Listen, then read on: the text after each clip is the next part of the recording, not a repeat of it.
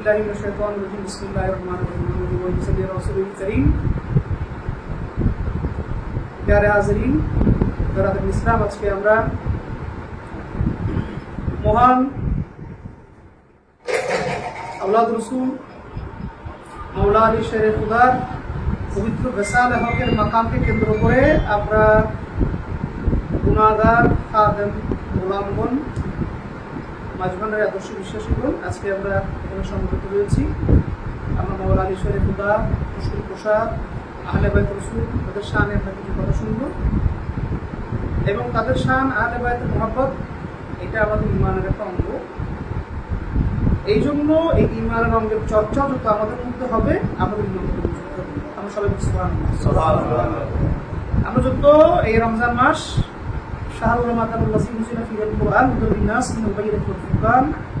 এই পবিত্র রমজান মাসের মধ্যে এমন বরকতময় মাস, এই বরকতময় মাসের একটা কারণ হইল আমরা মানুষ আশরাফুল মাখলুকাতকে আল্লাহ রাব্বুল আলামিন দুনিয়াতে পাঠিয়েছেন। তারা কিভাবে চলবে, কি করবে, কি করবে না, সেটাকে দিক নির্দেশনা দেওয়ার জন্য আমাদের রহমতুল আলামিন বিশ্বজগতের ত্রাতা, যার জন্য কোরআনে পাক আল্লাহ বলেছেন ওয়া মা আরসালনাকা ইল্লা রাহমাতাল লিল আলামিন, সে দয়ার নবী রহমতুল আলামিনকে পাঠিয়েছেন এবং তিনি আমাদেরকে শুধু কর্ম করতে বলেন না, কিছু কর্ম নিষেধ করতে বলেছেন। কিছু কর্ম করা যাবে না, কিছু কর্ম করতে হবে, কিছু কর্ম করা যাবে না। কোরআনে পাকে আল্লাহ পাক বলছেন ওয়া মা আতাকুমুর রাসূলু ফাখুযুহু ওয়া মা নাহাকুম আনহু ফান্তাহু, আমার নবী যা বলে তা গ্রহণ করো, যার থেকে দূরে থাকতে হবে তার থেকে দূরে থাকো।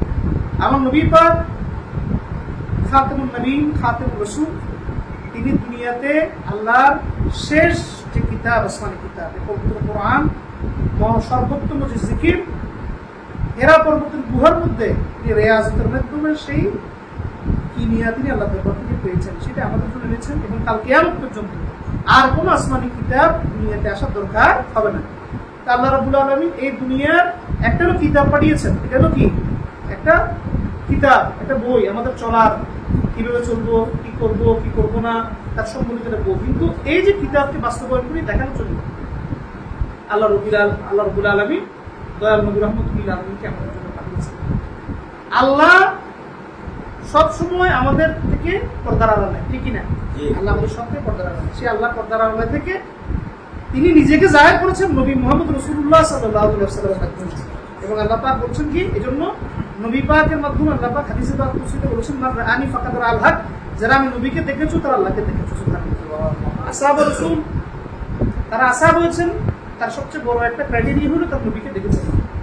কেন নবীকে দেখে তারা আসহাব হয়েছেন? কারণ নবীকে দেখা মানে আল্লাহকে দেখা। তারা নবীকে সরাসরি দেখেছেন, তার মানে আল্লাহকে সরাসরি দেখা গেছে।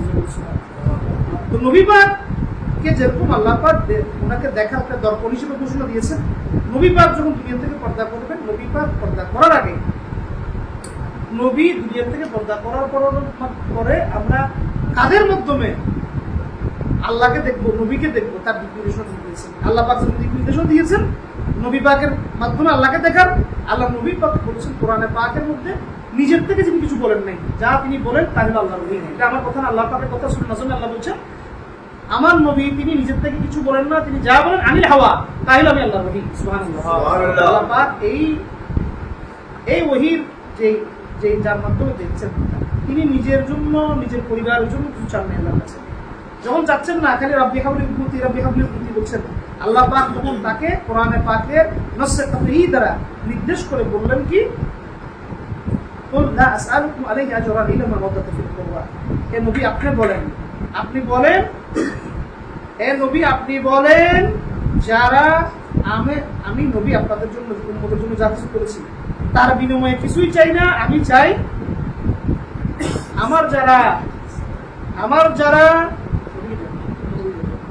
যারা আহলে বাইত রাসূল আছে, তাদের সাথে তোমার মহব্বত রাখো, তাদের সাথে মহব্বত রাখো, তাদের সাথে বেহাত ভালোবাসা রাখো। কারা? যারা মাওলা আলীর বংশধর, তারা কি করেছেন? ইসলামের জন্য নিজের জীবনকে আদা করে দিয়ে দিয়েছেন, ঠিক না? সেই ধরনের বংশধর আল্লাহ নবীর আওলাদ রাসূল, তাদেরকে যারা দ্বীন নিয়ে আছেন এবং তাদেরকে নবী পাক ইন্ট্রোডাকশন দিয়েছেন। নবী পাক একবার ঘরের মধ্যে আসার পরে হযরত উম্মে সালামার মাধ্যমে এই হাদিসের বয়ান হয়েছে। উনি ঢুকার পরে একটা চাদরের মধ্যে নিজেকে ঢুকানোর পরে সেই চাদরের মধ্যে মাওলা আলী শেরে খুদা মা ফাতেমা জাহরা ইমাম হাসান হুসাইনকে ঢুকানোর পরে আল্লাহর কাছে ইন্ট্রোডাকশন দিলেন। আল্লাহুম্মা হাউলাই আহলি বাইত। এই যে আল্লাহর নবীর সাথে আল্লাহ মানে এই কনভারসেশন গুলো কেমন ছিল, আমাদেরকে এটা দেখতে হবে যে আমরা নবীর শ্রেষ্ঠ উম্মত। আমার নবীও আল্লাহর সাথে কথা বলতেন, আবার মুসা কালিমুল্লাহ কথা বলতেন। কিন্তু মুসা কালিমুল্লাহর কথা আর আমার নবীর কথার মধ্যে পার্থক্য আছে। মুসা কালিমুল্লাহর কথার মধ্যে আল্লাহ পাক অনেক সময় কথা বললে সেটা জবাব দিতে আল্লাহ দেরি করেছেন, আসলে জবাব দেন নাই। কিন্তু আল্লাহ নবী পাকের অবস্থানটা এত উচ্চ মাকামে, তিনি নবী পাক যা আল্লাহর কাছে বলেছেন, যেমন আল্লাহর কাছে বললেন আল্লাহুম্মা হাউলাই আহলি বাইত। আল্লাহ এই যে আমি যে আমার চাদরের নিচে যারা আছে এরা হলো আহলে বাইত রাসূল, এরা আহলে বাইতে খাস। যেমন আমরা বলি যে একটা জিনিস বুঝার জন্য যে পাউরুটি, একটা পাউরুটি অথবা কেক, নর্মাল কেক, একটা স্পেশাল কেক। স্পেশাল কেকটা কি? এটা সাধারণ কেকের মতো, এটার মধ্যে স্পেশালিটি আছে, কিছু খুশুসি আছে, কিছু স্পেশালিটি আছে। আহলে বাইত রাসূল নবীর যারা ঘরের বাসিন্দা সবাই আহলে বাইত, কিন্তু এই চারজনকে আলাদাভাবে নবী সহকারে আল্লাহ চাদরের মধ্যে যখন ঢুকালেন, তখন উম্মে সালামা যিনি বলছেন তিনি রাসূল পাকের স্ত্রী, তিনি ইচ্ছা করলেন যে ইয়া রাসূলুল্লাহ আমার মনে চায় এখানে মধ্যে ঢুকতে। রাসূল বললেন যে না, তোমরা জাওজিহা, তোমরা আল্লাহর নবীর জাওজা হিসেবে যেটা আছে সেখানে থাকো, তোমরা এটা আলাদা জায়গা, এটার মধ্যে তোমরা ঢুকিয়ে না। মানে তার তোমাদের জন্য দেখো যেটা সেপারেট, এটা সেপারেট। এই যে আহলে বাইত রাসূল, হাউলা আহলে বাইত করে যেটা বুঝিয়েছে, এটা আহলে বাইতে খাস। এই আহলে বাইতে খাস যারা, এই নবী পাক ছাড়া বাকি চারজন, মা ফাতেমা জাহরা, মাওলা আলী শেরফুল্লাহ, ইমাম হাসান হুসাইন, তাদের ব্যাপার নবী পাক যে বলেছেন, আল্লাহর কাছে ইন্ট্রোডাকশন করেছেন, আল্লাহ পাক খুশি হয়ে তার বিনিময়ে একটা আয়াত কারীমা নাযিল করেছেন সূরা আহজাবের মধ্যে। আল্লাহ পাক বলছেন কি ইন্নামা ইউরিদুল্লাহু লা ইউযিব মিনকুম রিজসা ইল্লা আহলে বাইত তাহীরা। আমার নবী যে বলেছেন আহলে বাইত, আমি আল্লাহ তাদেরকে আহলে বাইত হিসেবে অ্যাকসেপ্ট করে নিয়েছি, এবং আমি আল্লাহর ইচ্ছা যে এই আহলে বাইত রাসূল যে নবী পাক আমাদেরকে দেখিয়ে দিয়েছেন, আমাকে দেখিয়ে দিয়েছেন, নির্দিষ্ট করে দিয়েছেন, আমি আল্লাহর ইচ্ছা যে আমি আল্লাহ তাদেরকে পূর্ণ পবিত্র করি। তেমনি ভাবে আমরা দেখতে পাচ্ছি যে মাওলা আলী শেরফুল্লাহ ইসলামের যে চার খলিফার মধ্যে একমাত্র হলো সিদ্দিক আকবর ছাড়া বাকি তিনজন খলিফা তারা শহীদ হয়েছেন। তাদেরকে জালেমরা, তাদেরকে আসলে যারা খোলাফায়ে রাশিদিনদেরকে যারা হত্যা করেছে, তারা কি কোনোদিনও ইমানদার হইতে পারে? তারা নবী প্রেমিক হইতে পারে? তারা কোন নবী প্রেমিক হতে পারে? মায়ের থেকে মাসির দরদ বেশি হতে হবে সমস্যা, মায়ের থেকে মাসির দরদ বেশি হতে সমস্যা। কারণ নবীর থেকে তো আল্লাহকে বেশি চিনার লোক কেউ নাই, আর নবীর যারা আহলে বাইত তাদের থেকে আল্লাহ নবীকে চিনার বেশি কেউ নাই। এখন কেউ যদি বলে যে আমার পরিবার থেকে সে আমাকে বেশি চিনে, তাহলে সমস্যা, তার মধ্যে কোনো কি গন্ডগোল আছে, ঠিক না?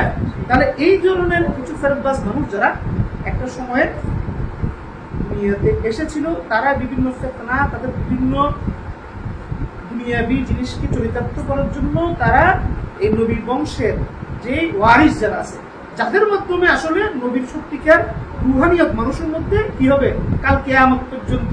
যেমন নবীকে আল্লাহ বলছেন বাল্লিগ মা উনজিলা ইলাইহি মির রাব্বিক, আপনার প্রতি আমি আল্লাহ যা দিয়েছি সেগুলোকে আপনি আপনার গোলামদের মধ্যে ছড়ায় দেন। এই আহলে বাইত রাসূল যারা আছে তারা বিভিন্ন জায়গায় সফর করে, নিজেদের পরিবার পরিজনকে ছেড়ে, নিজেদের আবাসস্থল ছেড়ে হিজরত করে, নবীর পাক যখন হিজরত করেছেন তাদের বংশধররাও সেটা হিজরত করে।